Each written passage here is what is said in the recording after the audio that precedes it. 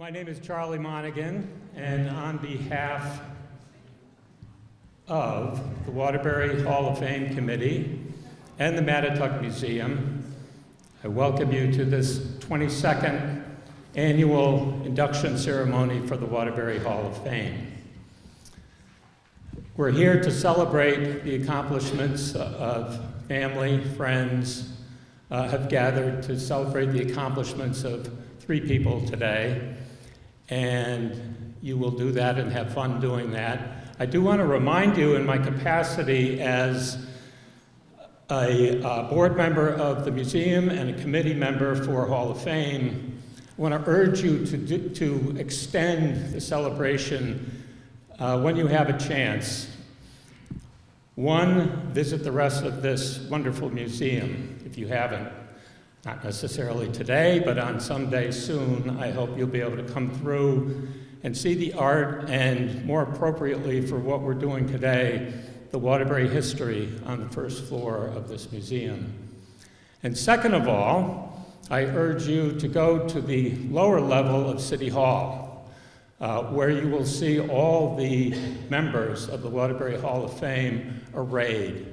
There are plaques lining the hallways in City Hall, where they so rightfully belong. And you will give yourself a nice history of Waterbury in 100 and however many there are down there, easy bites. You will leave there with a much better sense of Waterbury and of the people who've excelled here. Back to celebrating what's going on today. Welcome again, and I'd like to introduce our Master of Ceremonies, Joyce Pettaway.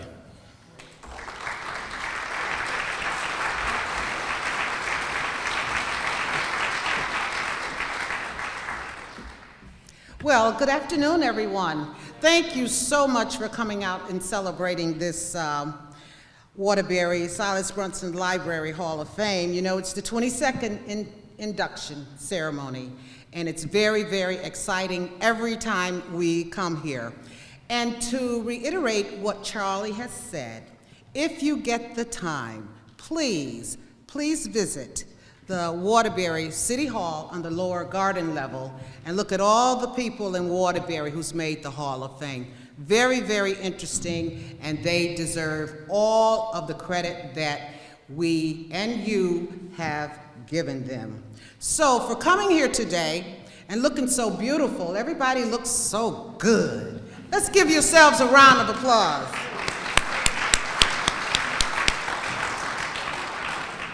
We have some wonderful members on the committee, and we're really glad that they assist, and they're just so committed to this Hall of Fame committee. And we'd like to have one of our members come out and give remarks. Timothy DiCarlo, the president of the Board of Agents of the Silas Brunson Library.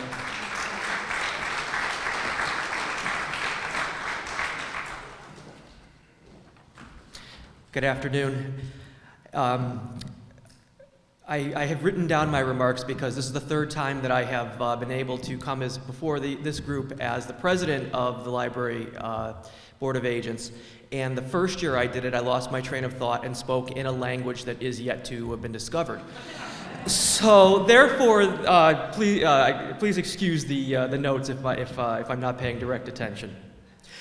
2018 has proven to be an invigorating year for the Silas Brunson Library. The Silas Brunson has been a fixture of downtown Waterbury for almost 150 years, and the library has been through quite a transformation both inside and out in the past year. Earlier this year, the renovation of the library's front plaza opened for all to enjoy. New sidewalks, benches, lighting, and a modern-style fountain has transformed the building, making it a much more inviting space for all to use. Inside the library, we have concluded the renovation of our children's room, installing new carpeting, shelving, and even a new aquarium. The project was funded by a grant from the Elijah Leavenworth Foundation, the Friends of the Library, and the Library Bronson Fund, as well as the City of Waterbury's Document Preservation Fund. This year, the library received a generous bequest from the estate of Anna Paul, a former teacher from Crosby High School. Anna, in agreement with her late sister Elizabeth, left the library over $400,000, one of the largest bequests that have been seen in many years. This gift has helped us to fund projects in the library, one such project being the renovation of our teen zone. The Paul sisters have left a legacy that the Library Board of Agents plan to protect. We have moved more than $400,000 into our endowment so that we can make sure that this gift continues to give back to the community for generations. But all of these positive events that I've mentioned could not have taken place without the dedicated leadership of our director, Rachel Guest, the staff of the library, the Friends of the Silas Bronson Library, and donations and grants, which help to keep the Silas Bronson Library providing free access for all literacy, learning, and culture downtown Waterbury. On behalf of the Board of Agents of the Silas Bronson Library, I thank you all for attending today's ceremony, and we at the library look forward to serving you in the greater Waterbury area for the next 150 years. Thank you.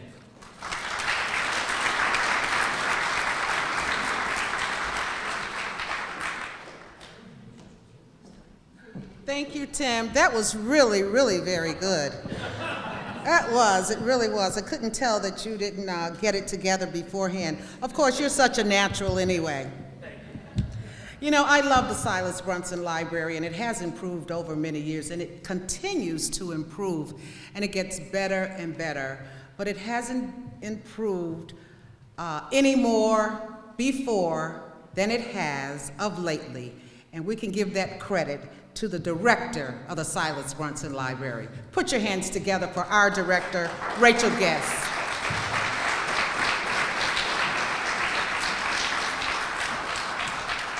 Oh, thank you, Joyce. So welcome. This is the 22nd annual Silas Bronson Library Waterbury Hall of Fame. And as was mentioned, the Hall of Fame is on permanent view in the courtyard level of City Hall. And the plaques that you see on the table in the front will be installed there shortly in the coming weeks. So they'll be joining a very illustrious group of Waterbury people who have done amazing things for the city, for the state, for the country, and every now and then for the world. We have some really amazing people from Waterbury, and it's such a tremendously important thing that we're able to honor them through the Hall of Fame, not just to make sure that the memory of these individuals and their activities is preserved, but also to share with all of the generations to come. You know, one of the things that we hear sometimes from our youth in Waterbury is, well, you know, everybody picks on me because I'm from Waterbury. What can I do, you know, being from Waterbury? Well, here's some sterling examples of what it means to be from Waterbury.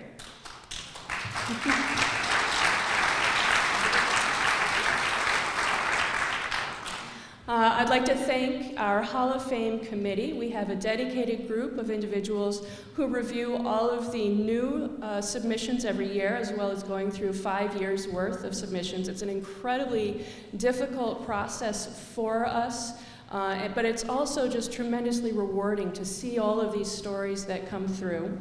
Our Hall of Fame committee, first and foremost, I want to mention Mary Beth Mason, who's our staff member in the doorway in the back, who makes it all happen. Reginald Beeman, Tim DiCarlo, Michael Dooling, Bob Dorr, Charlie Monaghan, Joyce Pettaway, and Charles Stango. So thank you all for your work you do for this. I also want to give an impromptu shout out to Anita Bologna, who is seated over here. She has retired from the library, but for many, many years, this was her baby that she heralded.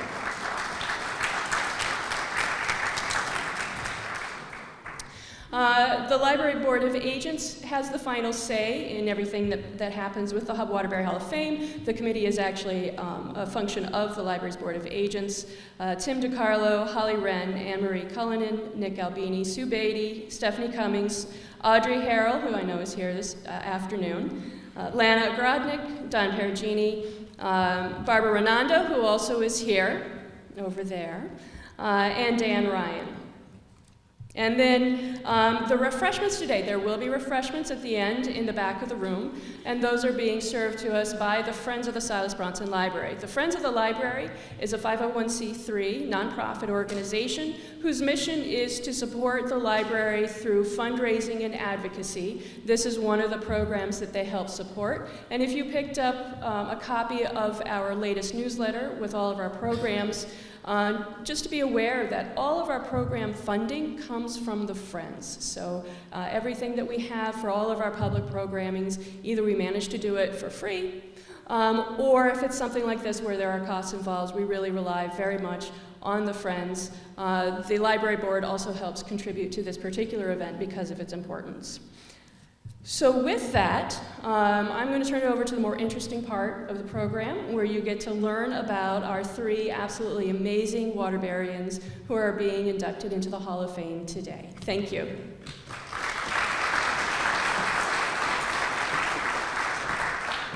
Okay, thanks, Rachel. Yes, this part is the most exciting part of the day. And what's going to happen is that we will introduce the honoree first, and then there will be remarks regarding the honoree, and then after that, someone from that honoree's family or friend or whomever it is will give the remarks or accept the award. We have the awards here, and that will be the flow of this part of the program. The first honoree's work left an impact on the Waterbury area that is felt today. Remarks regarding the honoree. The first honoree, Harold G. Pierpont, will be given by Eric Hammerling, the Executive Director of the Connecticut Forest and Park Association, and Chuck Russell, grandson of Harold G. Pierpont, and the award will be accepted by Rob Pierpont, the grandson of Harold G. Pierpont. Sir?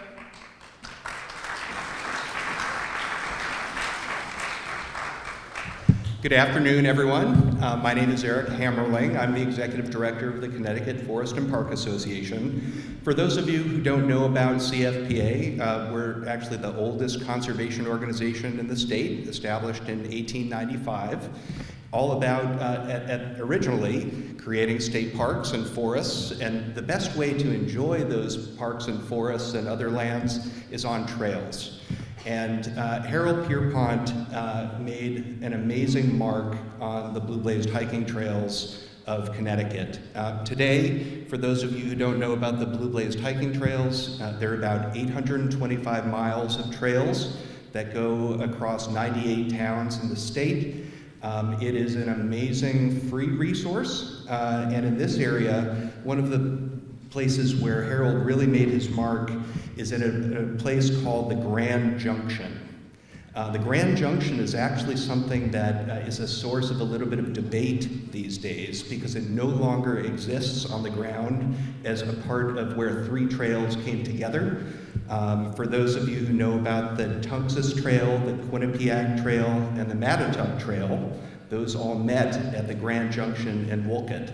And if any of you can find the Grand Junction and take a picture, we will give you a special award at the Connecticut Forest and Park Association. It is the source of much debate.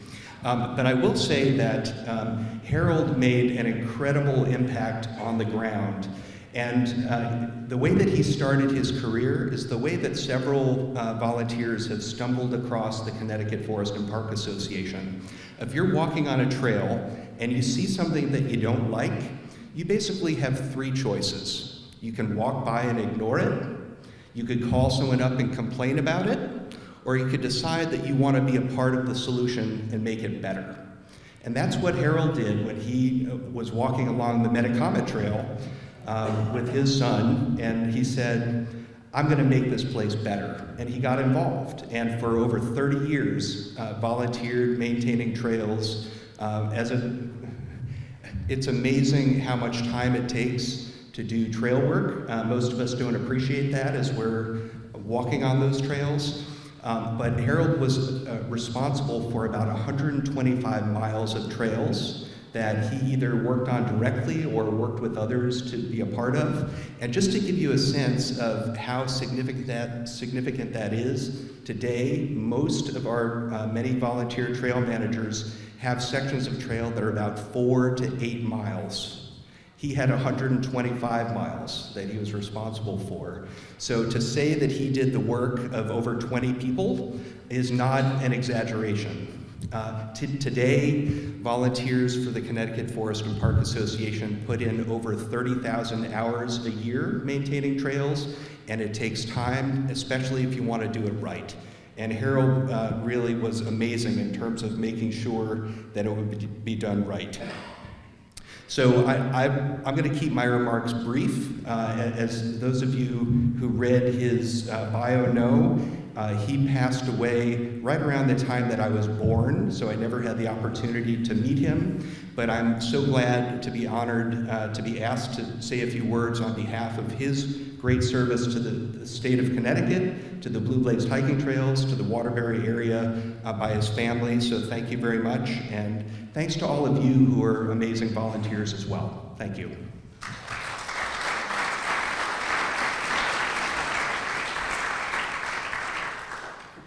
Thank you, Eric. Thank you. Very, very interesting. Harold Pierpont. Yes, that's a name that everybody knows in the city of Waterbury, probably outside of Waterbury, too. The acceptance, Robert Pierpont? Is Robert here? Yes, sure, of course. Before we present you the award, come up. And this is the way it'll go, folks, okay? After the one makes the remarks, the one who's doing the acceptance of the award will come up. Okay, yes, Rob will come up after me here. Yes. Okay. I am one of many grandchildren of Harold Pierpont, and on their behalf, I'd like to thank the committee, the Hall of Fame committee, the Silas Bronson Library, and the city of Waterbury for this honor of inducting him into the Hall of Fame. I'd also like to thank my cousin Rob for taking the initiative of pursuing the nomination. Our grandfather, as mentioned before, has died nearly 50 years ago now, and unfortunately, none of his 5 children are here to be able to appreciate this moment, but for those of us who are here, we appreciate this very much. I'm one of about 20 grandchildren. We filled up that house on holiday time, you know, between my grandparents, 5 kids and spouses, and all the grandchildren. We have pictures to prove we filled that house up. It was a large extended family. We were blessed to have that, but even more so, we were like doubly blessed. We had a family that was large, but relatively free of conflict. And that was due in large part to the atmosphere set by my grandparents. It was an atmosphere, one of much, much kindness and love. As far as my grandfather's contribution to the trails, you've heard a little bit about that now. It's one of those services that I would say is one of a quiet community service. It's a kind of service that's not unusual by itself because in this America of ours, we have, tens of thousands of voluntary associations of various sorts, and all sorts of people who work behind the scenes doing all the necessary work for that, and they do it not expecting any public fame out of it. They're doing it because the organization they're with has values that they appreciate. And my grandfather was just one of many volunteers that way. The remarkable thing, of course, as was mentioned, is that once he got involved, it continued on for 30 plus more years. When we typically walk down a trail, I imagine that many of you have been on some of the public trails. We have those Blue Blaze trails.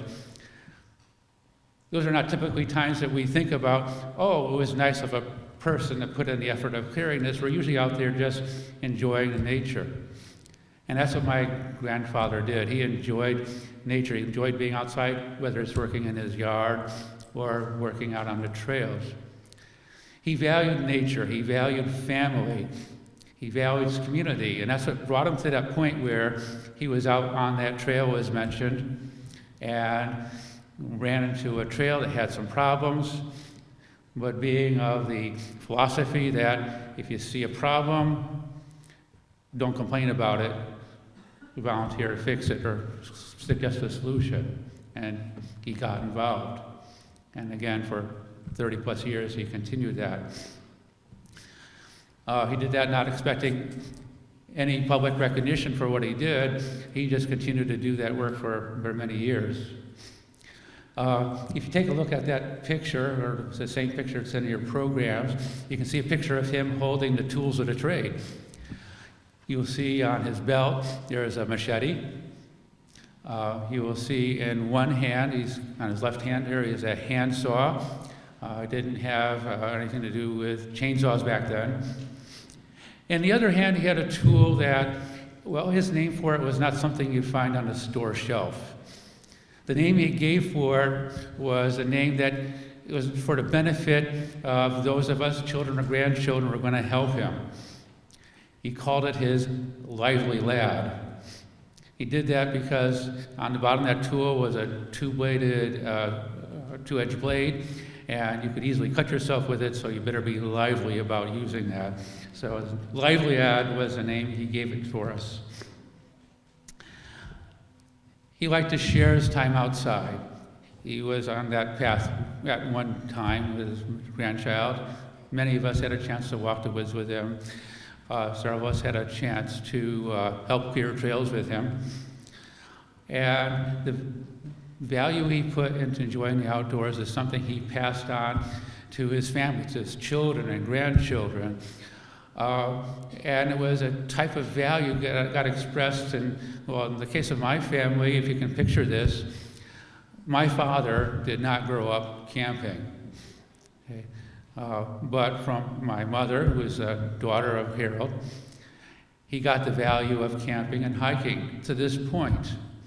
Back in 1964, before there was much in the way of interstate roads out there, he put all his vacation weeks together for 1 year, plus some unpaid time off, so that he could take, if you will, 5 kids for 5 weeks in an unair-conditioned station wagon on a literal trip around the country. I mean, we went from Connecticut down to Georgia, across the southern tier to California, up the west coast, up across the northern tier, around the Great Lakes and back home, on the road about every other day. He didn't catch that value by mistake, you know. So that's the kind of impact my grandfather had in that regard. As far as particular memories about with my grandfather himself, most of us grandchildren right now have gotten too many years behind us and forgetting too many things already. But I have a brother, my down, who has like a photographic type of memory. And I'm going to mention a few of his recollections here to, if you will, give you a few snapshots of memories of my grandfather. Grandpa used to like taking his grandchildren along while clearing trails or just hiking. Many of us got a love of these activities from him. If we were lucky, he would let us use the trail clearing tools that he carried. I remember the first time that he felt that I was old enough and big enough to use his lively lad. It was sharp on both sides, so you could clear with both left and right strokes, and you had to take great care not to hit yourself or to hit anything which would dull the blade. I don't know about you, but I hate dulling a sharp blade on my legs. I remember when he took my cousin Dave and I hiking on the Appalachian Trail near Bear Mountain. He took us on a side trail up to Riga Lake, showed us some pitcher plants, then hiking to the top of Bear Mountain, and then to the AMC camp. For those of you non-hikers, AMC is the Appalachian Mountain Club. To the AMC camp where we stayed the night. In the morning, he started a small fire, cooked pancakes for us. I also remember the family get-togethers at the AMC camp near Vandam Lake. The water was cold, but the fellowship was warm. He enjoyed sharing his love of nature with those around him, and our own love of nature was begun through him. And to segue off of that, it was not only just a love of nature, as I mentioned before, he's a value for not just nature, again for family, but also for community and community service, which is exemplified by his life. And you will find that also expressed in a family. Just to mention a few of the things you would find his children and grandchildren involved in. They're involved in healthcare services, involved in armed forces, various town boards, local churches, and then a couple of things just mentioned in particular. Rob will come up here in a minute. His father was in the Connecticut Forest Fire Service. He was involved in that for many years. He was a warden in that. And again, transferring that, Rob's mother also got involved in the fire towers, watching for forest fires back when they were using fire towers to look for them. In my own case, I had a mother who was a Girl Scout for 50 years. And then that got transferred to my father, who himself got involved with the Girl Scouts along with her, and also served in various town boards. Again, with catching the philosophy from my grandfather, if you see a problem and don't complain, you offer a solution. Alexander de Tocqueville noted this kind of thing when he visited here back in the early 1800s. He had a couple of things that he could say that expressed the spirit of my grandfather. Just a couple of short quotes. The love and respect of your neighbors must be gained through a long series of small services, hidden deeds of goodness, a persistent habit of kindness, and an established reputation of selflessness.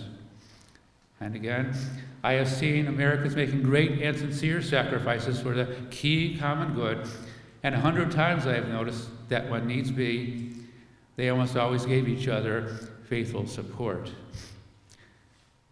In that spirit, my grandfather was a great American.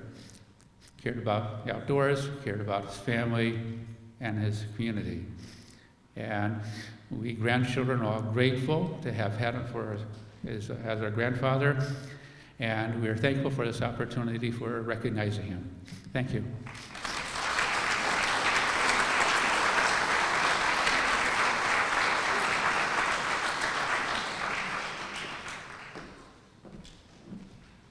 Thank you, Chuck. Will the grandson of Harold G. Pierpont come to the stage along with our director, Rachel Guest?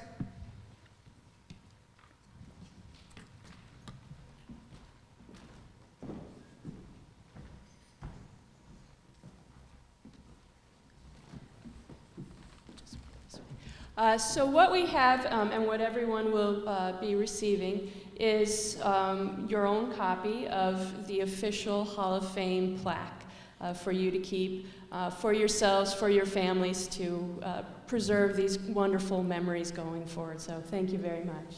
Thank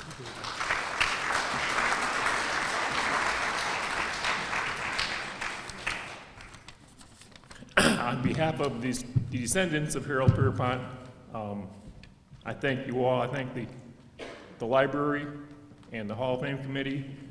I appreciate Eric Hammerling coming and speaking today from the CFPA. I am also a volunteer for the CFPA. I do photography for them at times, different events, and my wife and I are volunteer trail monitors. We have actually walked and monitored some of the trails that Harold took care of, and it was quite an honor. In the course of my research for submitting his nomination, the CFPA institutionally are pack rats. They saved everything over the years, all their correspondence. And I was able to go to the state library and, I don't know what that was, oh, it's the battery on the floor. I was able to go to the state library and go through their archives and find all this correspondence between my grandfather and the people in charge at the time. And I discovered that he was one of the early initiators of text messaging. Back in the 40s, a lot of his communication was on penny postcards. and they saved them all. In the course of my research, I looked through the publications, especially the one called Connecticut Woodlands that CFPA puts out on a regular basis. And one of the issues from back in the 60s, I came across this poem. There was no author cited, but with the permission of Eric and the CFPA, I want to read it today because it's very fitting. The poem is titled "To a Blue Trail Man." From the fertile pen of Dryden, you have taken your lifetime creed and shown how walking in God's outdoors fulfills each person's needs. You have shown how trudging a woodland path or fording a mountain stream can show each man how the out of doors can nourish each person's dream. You have not done this for yourself alone, for each forest path you've won has helped someone else who followed you to see what can be done.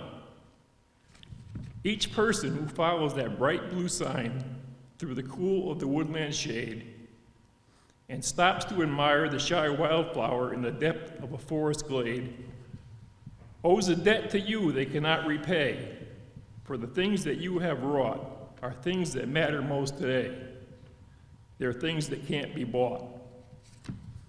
The sound of the wind through lofty pines, the sound of squirrels that play, the sound of a stream as it gurgles by, the hush at the close of day.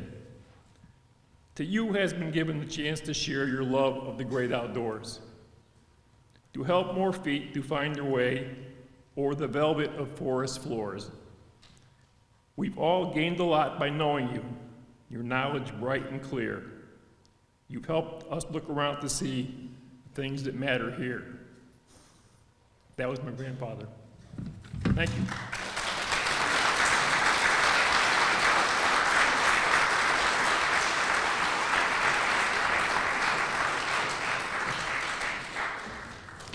Thank you, Rob.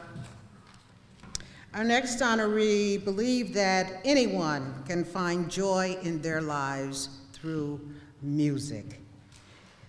Our next honoree leaves a legacy of music to the people of Waterbury, not only his family and friends, but to the students of Waterbury. I remember my daughter coming home mentioning Mr. Mobilio.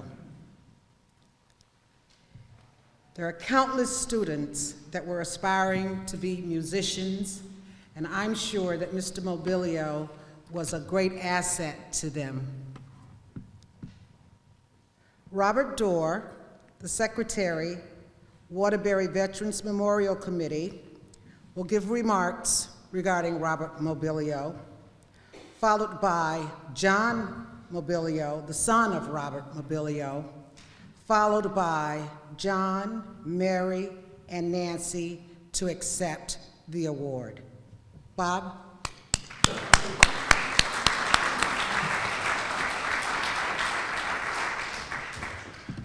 Thank you, Joyce. My name is Robert Dorr. I'm the corresponding secretary of the Waterbury Veterans Memorial Committee here in Waterbury, Connecticut.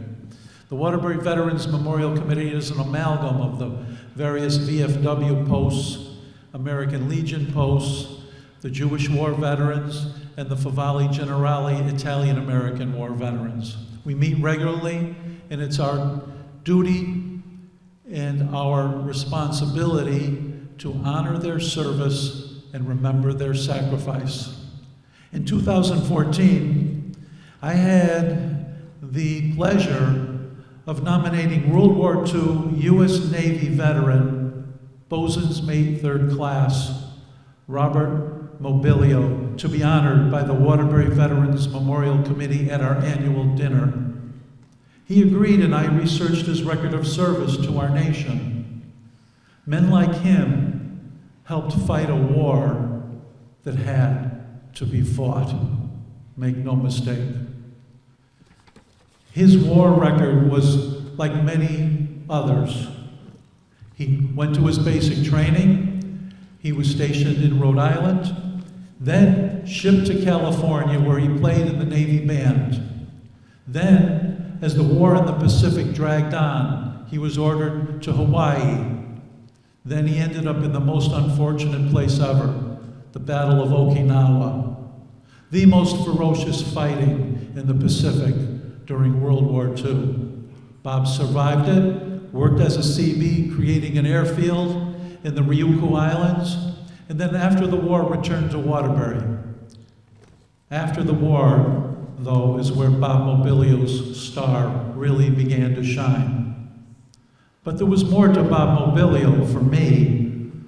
You see, like thousands of others, I learned from Bob Mobilio.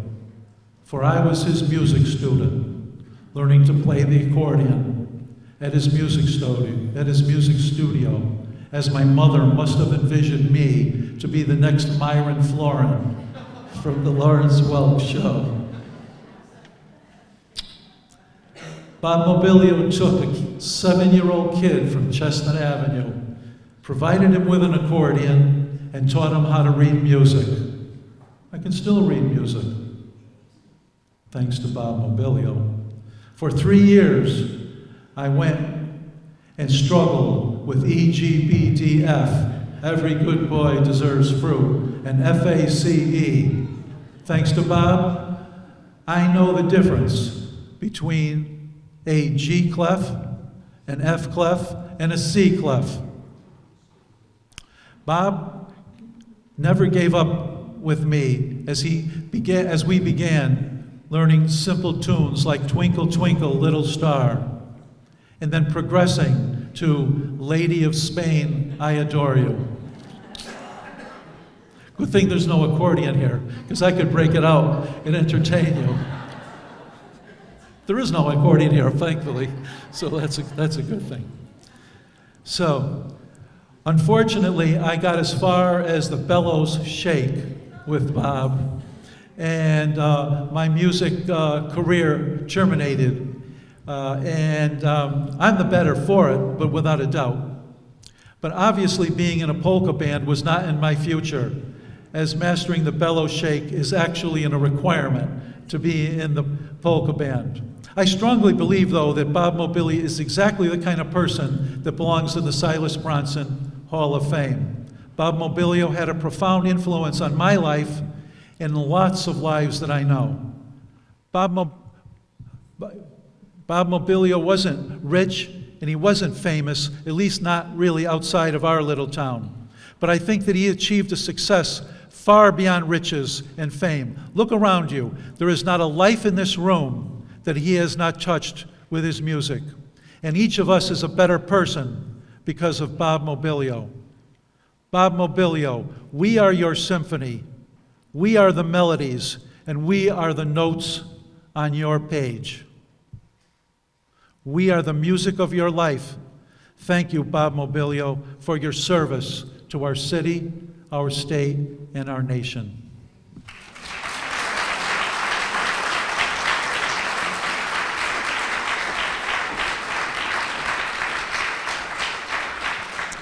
Thank you, Bob. That was really, really good. The son of Robert J. Mobilio will now come up and give remarks, followed by the children of Robert J. Mobilio. John, Mary, and Nancy will come up and accept the award. John?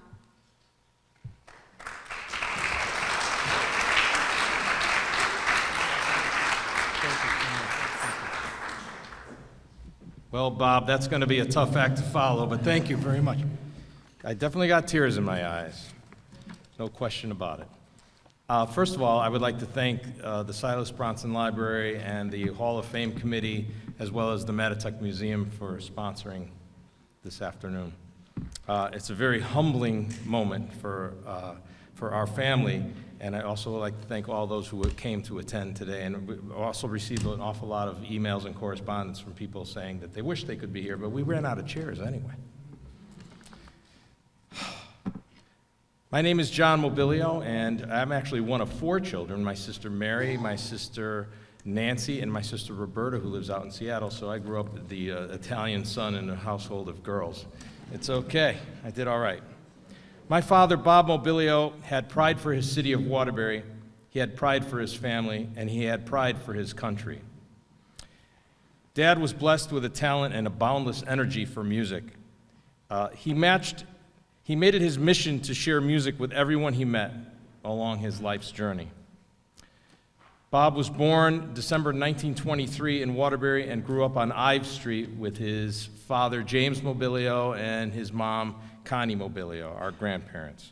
His father, James Mobilio's family came from a very small town in northeast of Naples called Morcone, which is just north of Ponelandolfo. As I like to say, it's like the Oakville to Watertown. It was just this little town up there.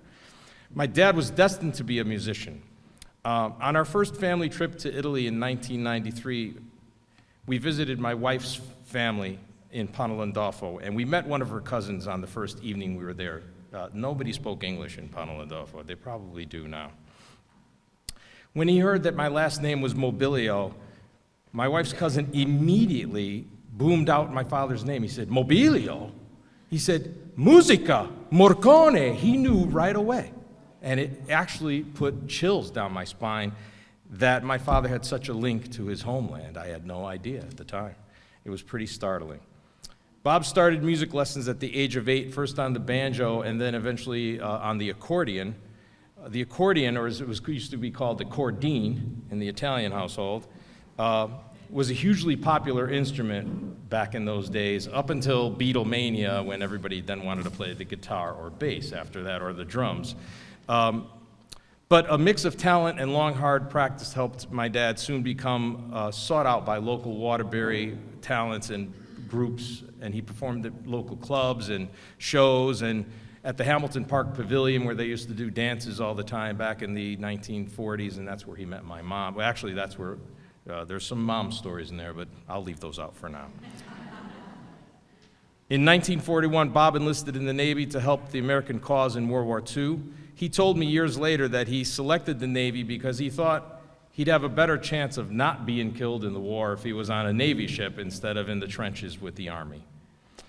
Dad had his accordion with him throughout the years in the Navy during World War II. He was stationed in Oxnard, California, and he performed regularly in the USO shows, and he actually got to go to Hollywood and perform an awful lot down there in places like the Hollywood Cantina, which was a pretty popular place in those days. My father was a Seabee, and his Seabee battalion shipped off to Okinawa, Japan. The Navy had to build a special crate to ship his accordion for him. They built this big wooden crate. I guess they wanted him to keep playing out there. He ended up performing in numerous shows for the troops, local, and the officers' clubs. There's a lot of stories about that you could ask me later. And again, for the USO shows on the island. Bob returned to his hometown after the war, as many of the greatest generation did, and he continued his life raising a family and his life as a musician. He rented a room in downtown Waterbury on Lower Grant Street above Goldie's Camera Shop. You might remember Goldie Goldstein. And here's the other battery, by the way. Get that thing on. And he started his music teaching career there at this little room that he rented above Goldie's Camera Shop. Eventually, he opened his own music store at 1407 North Main Street, the Bob Mobilio Music Center. For decades, Dad taught music to the youth of Waterbury. At one point, there were 150 students per week taking accordion lessons there, if you can imagine that. In the 1950s, Bob had a weekly show on WWCO radio where he would showcase his students in live radio broadcasts. We're lucky that many of those radio broadcasts survived being stored in attics and basements for years, and actually, Timmy Moynihan, I think you're on one of those recordings. I'll have to find that. Bob's love of jazz brought him to playing the vibraphone, or the vibes as they are known in the jazz circles, and he also started playing piano. A little-known secret about my father, although he built his career in his early career and certainly his fame in Waterbury with the accordion, he actually, the love of the piano and playing the jazz vibes won out, and basically he tried to stay away from the accordion as much as he could later in life because he way preferred playing the piano and the vibes. Dad also started a big band, a jazz band, a 16-piece band in the early 1960s. His band was featured for many years on the Waterbury Green, at the famed Waterbury Arts Festival. I don't know if any of you remember that wonderful thing that we used to have in Waterbury. It might be time to bring that back, I'm just saying. The 16-piece band could be heard often at block parties in the surrounding towns, in the mayor's inaugural balls, at the Armory, and even on stage at the Palace Theater. Eventually, he was playing his big band back at Hamilton Park Pavilion, where he had started many years ago. During my father's career, my mom made a career change of her own, leaving a position as executive secretary to the president of Timex to stay home and raise the 4 Mobilio children. Dad's career as a professional musician and private music instructor allowed us to grow up comfortably as a middle-class family in Waterbury up on Bunker Hill Avenue. Bob loved to share his music with the people of Waterbury. During each Christmas season, when we were really young, my father would make impromptu appearances at the elementary schools to serenade the children with his accordion, playing Christmas carols in the hallways.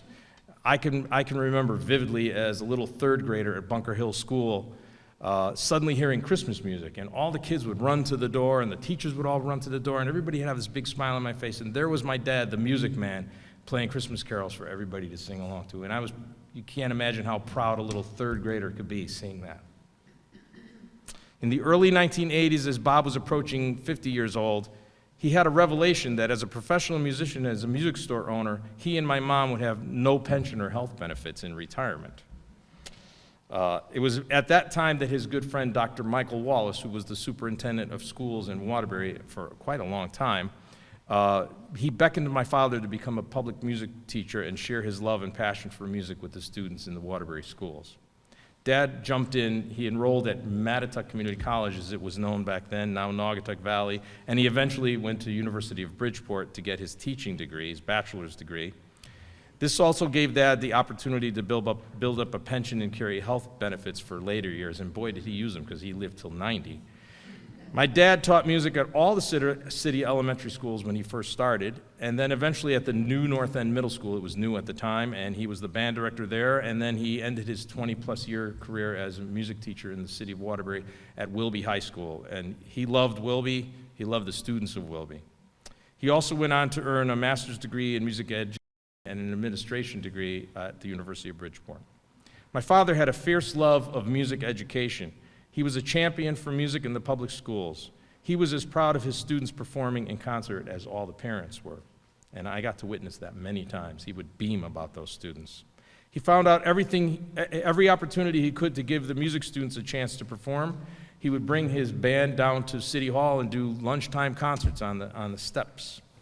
Dad organized the citywide band and brought them to Clearwater, Florida, which was then designated the sister city of Waterbury. He was also musical director for musicals in the area, and a lot of them at Wilby High School.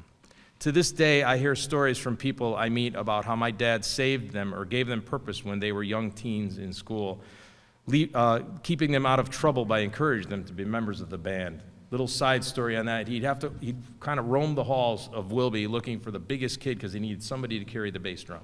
And he got a lot of football players in the band by doing that. One Christmas season starting in the late 1970s, Bob felt the urge once again to share his music.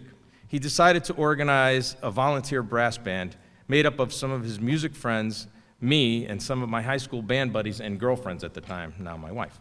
On Christmas Day, we would plan an early Christmas dinner for the family, and then we would head out to area nursing homes and play Christmas concerts for free for the residents so that they could feel the joy of Christmas on Christmas Day. We continued that tradition for many years, and it warmed our hearts as well. Dad retired from teaching at the age of 73. He never stopped caring about music education or the city of Waterbury Public Schools. Bob was also a champion for the professional musicians, especially in the local area, always helping to fight the cause for rights for the members of Local 186 of the American Federation of Musicians. He held the office of Secretary-Treasurer for 35 years and was also Secretary-Treasurer for the state of Connecticut and for the New England Conference of Musicians. During his teaching career and after retirement, Dad continued his passion for public performance of music through involvement with the College Capers in Naugatuck, the St. Mary's Hospital Foundation. We used to do those shows at, I believe it was the State Theater. It was some interesting stuff watching the doctors dance in hula skirts and stuff. Through his office with Local 186, the Musicians Union, Dad helped negotiate the performance contracts for the newly renovated Palace Theater. He created two groups. One was called Brass on Ivory, and the other one was Brass on Brass. And that group played the Christmas tree lighting for 35 years. He conducted the Christmas tree lighting in December of 2013 at the age of 90, just 3 months before he passed. It is a tremendous and humbling honor for me and for our family that the Waterbury Hall of Fame Committee has chosen Robert Bob Mobilio to be remembered for his contribution to the people of the city of Waterbury. Bob leaves his legacy of music to the people, to his friends, to the countless students and aspiring musicians who passed through his music store or had him as a teacher in the schools. Bob leaves behind a work ethic to his children and their children to know that hard work is good for a person, and setting goals and meeting them and striving for more makes a great life. He leaves behind a unique dedication to his family, the thick and thin concept we always hear about. He leaves behind a strong sense of patriotism, not only to his family, but to every youngster and oldster that he met. Dad would proudly play the Armed Forces medley at all his concerts and end the concerts with God Bless America. On behalf of my father, Bob, and the entire Mobilio family, we thank you for this great honor for our dad.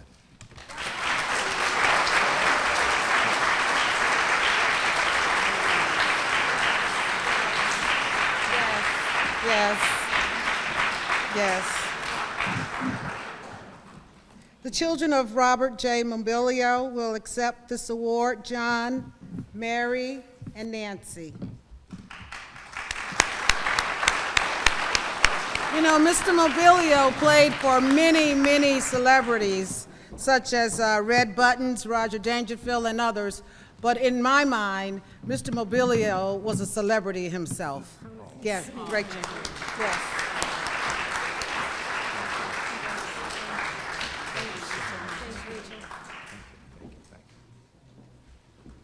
Thank you, everyone. My dad would be busting at the seams. He loved Waterbury. Thank you so much, Silas Bronson Library, for considering his request. We thank you all for coming as well. Thank you so much.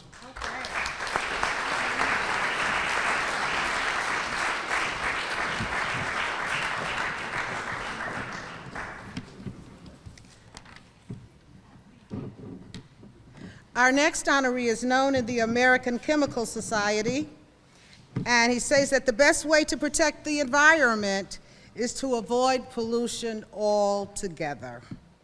This has to start at the educational level, in high schools and the universities.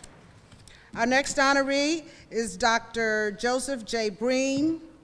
The remarks will be given by Cynthia R. Stroop, and I hope I pronounced that correctly. Other remarks by Robert J. Breen, the brother of Joseph Breen, followed by the acceptance. The nephew of Robert J. Breen, Michael Breen, in that order. Cynthia?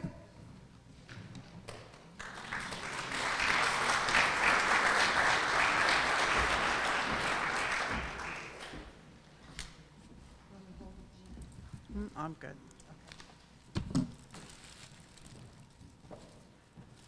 So this is what happens when you reach a certain age.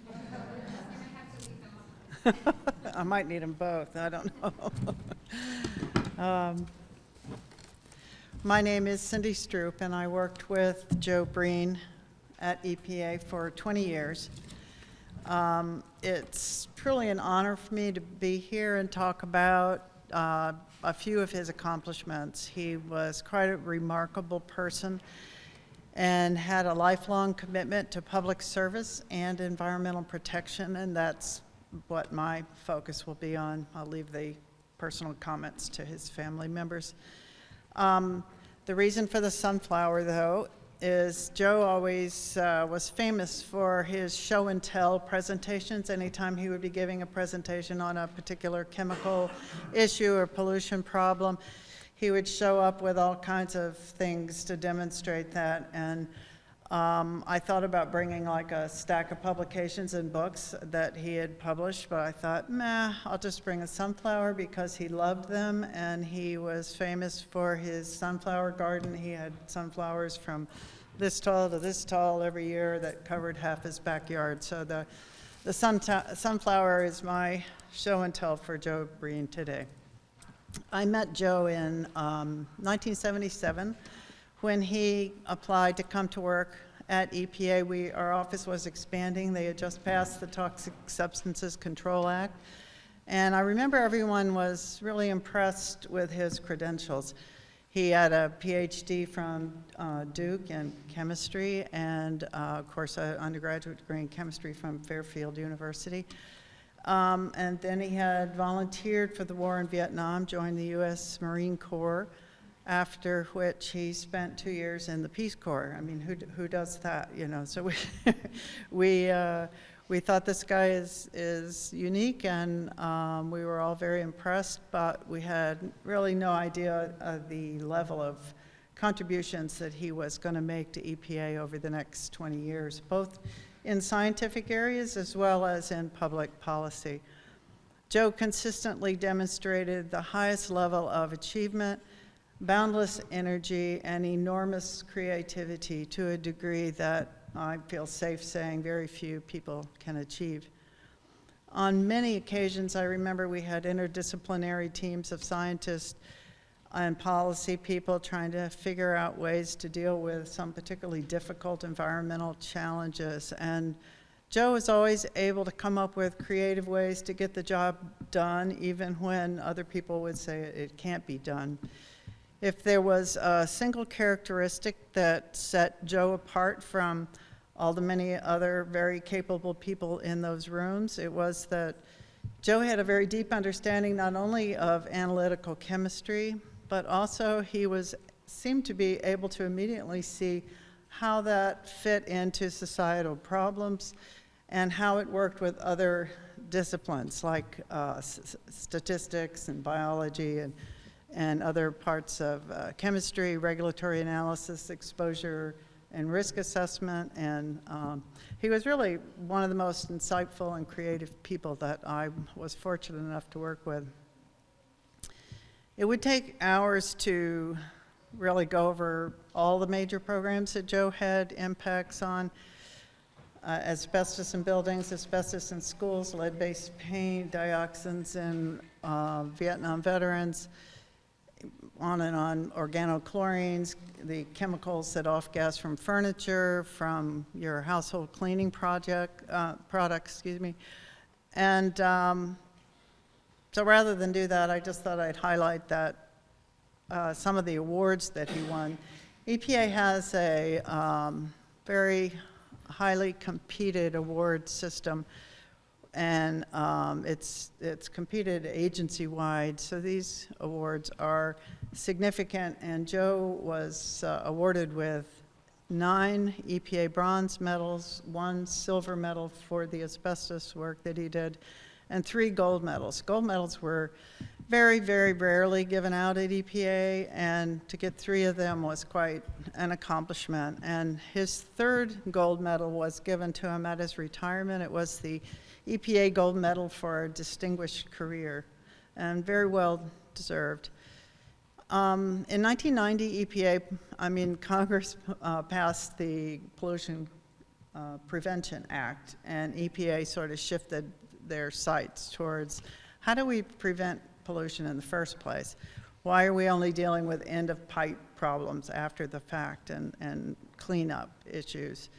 But Joe was already thinking about those things, and he had taken on a number of leadership roles in new initiatives under the Design for the Environment program, industrial chemistry program, and he came up with what was called an industrial ecology model that ultimately became the blueprint for these voluntary public-private partnerships that tried to find cleaner, greener ways of creating chemicals and creating chemical processes, manufacturing. I can give you a quick example. In the dry cleaning business, they used perchloroethylene and other solvents that are known human carcinogens. And so Joe worked with a number of industries and universities and startup companies to try to come up with cleaner, safer dry cleaning solvents. But he immediately saw it wasn't enough just to be able to have a better solvent to clean your clothes in. You had to also think about how the clothes were made and how they were designed and whether non-dry cleanable trim was put on a garment that could otherwise be cleaned in water-based solvents, and how the dyes were made and how the textile itself was made. And this is what industrial ecology means. It means looking at that whole stream of activities. Joe was the visionary behind the EPA Green Chemistry Program, which is now a global movement. To ensure that it would continue well into the future, he designed a Green Chemistry Award program at EPA, and that program provides financial support and national recognition to industries, small businesses, government labs, and academia for research and development and the use of industrial and economically viable alternatives. Right before he retired, he was given another high-level agency award, the EPA Hammer Award, which if you look at the picture in your program, he's actually got the hammer on his lapel in that picture. He was given that award for the establishment of that grants program. He retired from EPA in 1997, a couple years early than the normal time, because he wanted to devote full time to green chemistry. And he established the Green Chemistry Institute, and he served as the executive director for 2 years until his untimely death in 1999. The Green Chemistry Institute is a not-for-profit organization dedicated to research and education on environmentally benign chemical synthesis and processing. And shortly before he died, he was given yet another award for extraordinary and tireless efforts in the advancement of green chemistry globally through research, education, and outreach. And the Green Chemistry Institute continues today to advance Joe's vision. And one of the people that worked for him back in the day at EPA is now the executive director of the Green Chemistry Institute. Another person that worked for him quite closely, that he hired and worked with him on green chemistry at EPA, is now head of the EPA Green Chemistry Program. And others that worked for him are teaching at universities like Yale and internationally implementing green chemistry principles into curricula around the world. Joe, a lifelong passion of his was turning kids on to science, and I think his nieces and nephews can attest to that. He loved putting on demonstrations at Earth Day and other such events. He co-founded the Kids in Chemistry Science by Mail and science mentoring programs for kids of all ages. He was extremely enthusiastic, spent a lot of his own time, and enriched the lives of countless children and piqued their interest in pursuing science. He also taught at several universities, Hood College, American University, and Trinity College, and then he developed some online courses at the University of California in his industrial ecology model that I mentioned earlier. Joe was also really a Renaissance man. He had many other interests other than just science. He pursued many scholarly interests. He loved the great book series. He had season tickets to the ballet and opera. He went to concerts regularly and the Shakespeare Theater in DC, and gardening, as I already mentioned. He was a very well-rounded person. And in closing, I want to say that for all of his accomplishments, Joe had a very quiet and unassuming manner. He was very modest, and he always pushed everybody else out in front. He was very generous with his time and ideas, and I think it was the combination of his superior intellect, his personal modesty, and his really unabashed delight in seeing other people succeed that allowed him to get the very best out of everybody who was fortunate enough to work with him and for him. And I was a beneficiary of his generosity as well. He left an international legacy of knowledge and an inspired group of followers who are committed to continuing the green chemistry movement on a global level. His memory lives on in the American Chemical Society Award that bears his name, the Joseph Breen Memorial Fellowship for Young International Green Chemistry Scholars. He was truly the heart and soul of green chemistry, the father of green chemistry, and one of America's leading environmentalists, and I can't think of anyone more deserving than him of the distinguished honor that's being bestowed upon him today.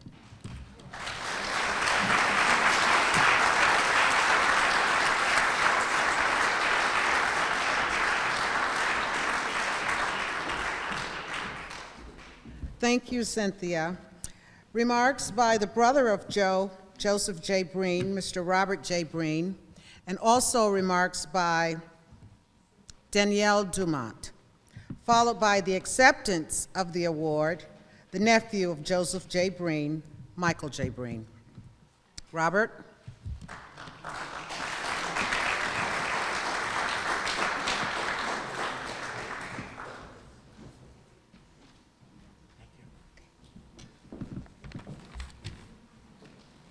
Oh my goodness.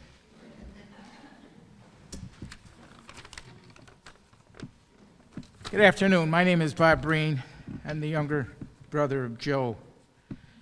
Our family would like to thank the Silas Bronson Library, the Mattatuck Museum, and Robert Madro, a classmate from Joe's earlier days, for collaborating and honoring Joe here today.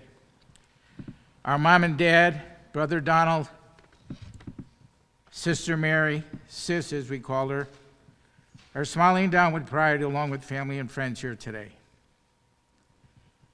Joe was the fourth of 6 children of John and Mary Breen, and growing up, Joe played baseball at Russell Grammar School. He played in the Chase Park Grasshopper League and the Little League team on the White Sox. Joe also was on his swim team at Crosby High for 4 years, earning a letter in swimming. He started out as a diver, but due to an eye impairment, he eventually switched to becoming proficient in the butterfly stroke.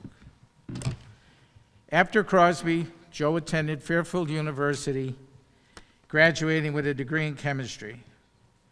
While at Fairfield, Joe came home on weekends, working as an orderly at a local hospital in the laboratory and autopsy suite that sparked his lifelong interest in disease, cancer, and human health.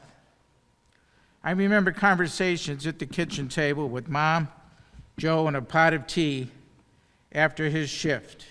He would share what he learned from the experiences and observations. Following Fairfield, Joe interrupted his graduate studies at Duke to volunteer for the U.S. Marine Corps during the Vietnam War. After his discharge, he returned to Duke and completed a PhD in organic chemistry.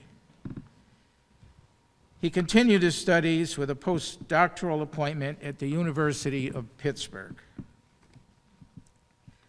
Joe then spent 2 years in the Peace Corps, training chemists and laboratory technicians at the Moroccan Ministry of Agriculture in Casablanca. He would talk about walking through the desert to visit his colleagues and students in remote village homes, talking with their children and experiencing their customs. Joe is a man with a wide range of interests. He loved science, was an avid student, a voracious reader, a committed mentor. He regularly attended performances in music and the arts. Joe was also a gardener, and as Cindy alluded to, sunflowers was his big thing. He also grew bamboo, horseradish, and of course a variety of other common vegetables. One thing that Joe did love was his ice cream. Joe loved vanilla.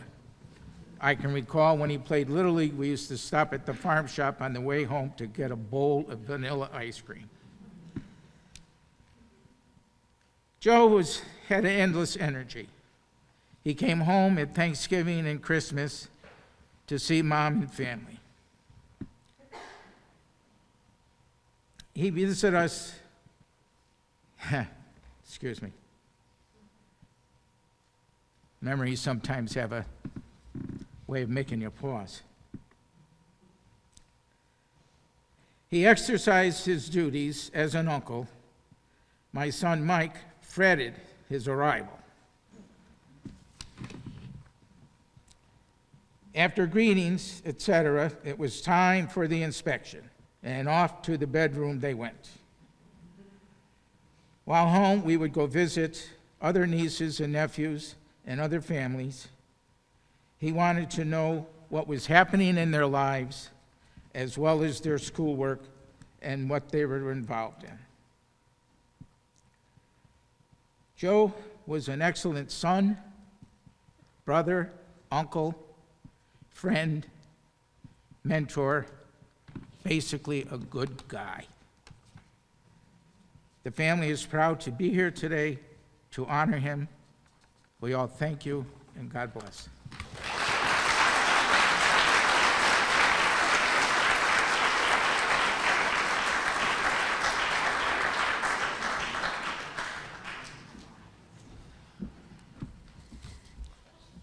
Hello, my name is Danielle Dumont, and I am Joe Breen's niece.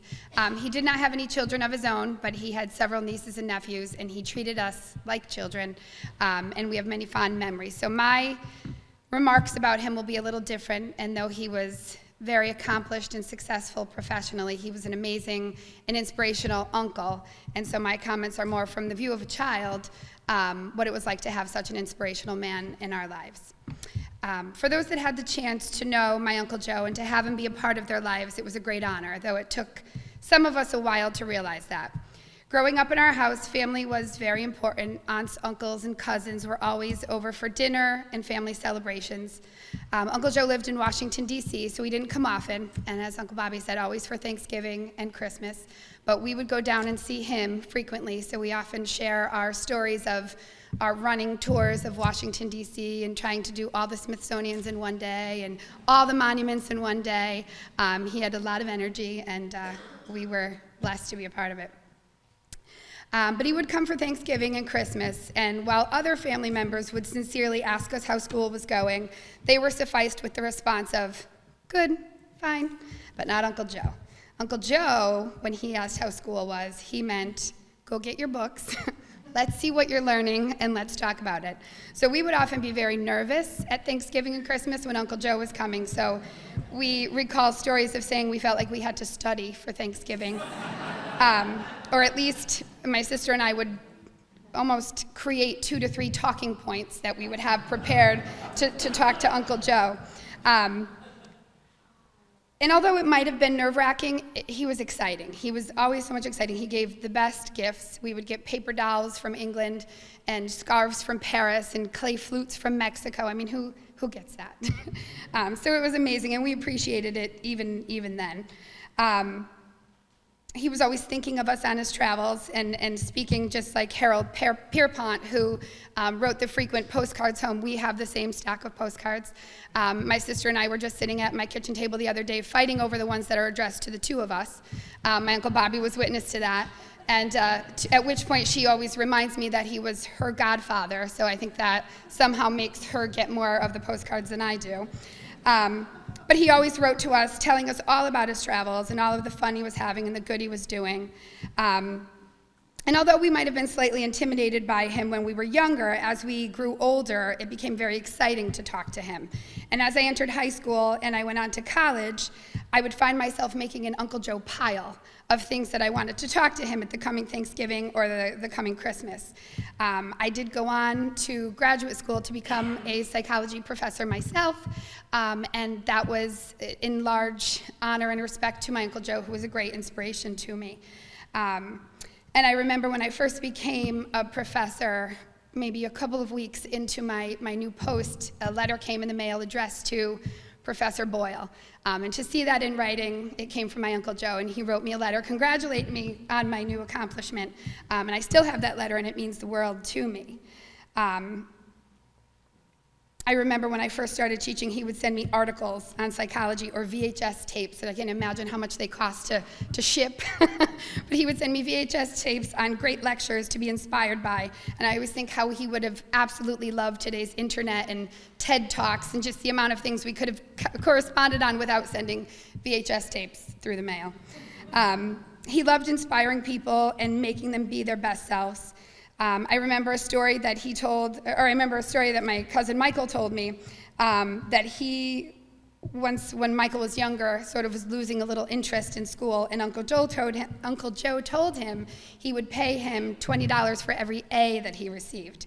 And so Michael to this day is very inspired by money, very motivated by money. So this lit a fire under Michael, and he started earning A's, to the point that Uncle Joe had to call Uncle Bobby and say, steal his homework and hide it or something so he doesn't get so many A's, because this is costing me a fortune. So obviously he was kidding. He was very happy to see that the motivation and determination he had woken in his nephew. We learned that not only did he do that with us, but that he did that with children around the world, in the DC area and all around the world in his travels, trying to inspire a love for learning in everyone he met. And that's what he did. He didn't lecture you or make you feel forced. He made you want to learn and want to talk about it. And as a psychology professor today, I talk about him all the time in my class when we talk about intelligence. How could I not? I always say that one of the ways to help improve your own intellectual ability is to always challenge yourself. You must always have a quest for knowledge and always be willing to learn more. Surround yourself with people that are a little more intelligent than yourself, people that you feel a little intimidated to speak to, so that they inspire you to up your own game. I tell them to get themselves an Uncle Joe, someone who will challenge you, motivate you, and instill with you a lifelong love of learning. Though he may be gone, the fond memories and the love of learning that he has instilled in all of us will live forever. Thank you very much for this honor.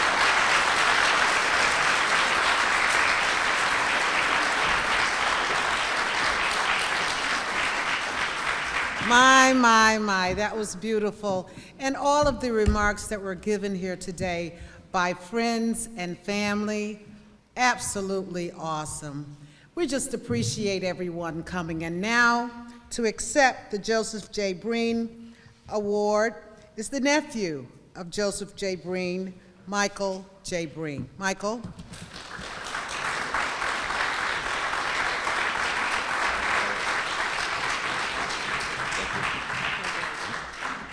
Thank you. It's an honor to accept this from my uncle. I'm not much of words. I'm more of a doer, so yeah, they took care of everything. But thank you very much, everyone, for coming.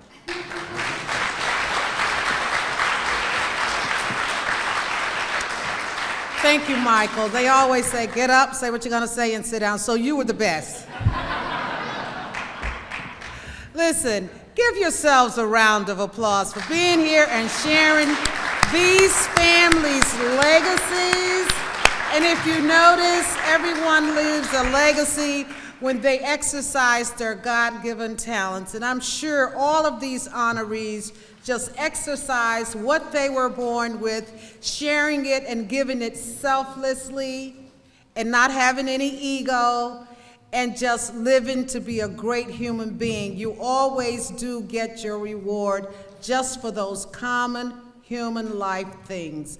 So we honor and we celebrate all of our honorees. And another thing I wanted to say to you is that the Silas Brunson Hall of Fame Committee, it's not easy choosing someone. You have many, many citizens here in the city of Waterbury who have done and continues to do some great, great things. We have some wonderful people here, but the committee always tries to do the best that we can. So we thank you. The Friends of Silas Brunson, we thank you. They prepared all the refreshments, and you know, food brings people together. We remember that, and that's why every year we have the Friends of the Library. They do such a great job. Thank you very much for coming, and hopefully next year we'll see all of you. Thank you. That concludes the program.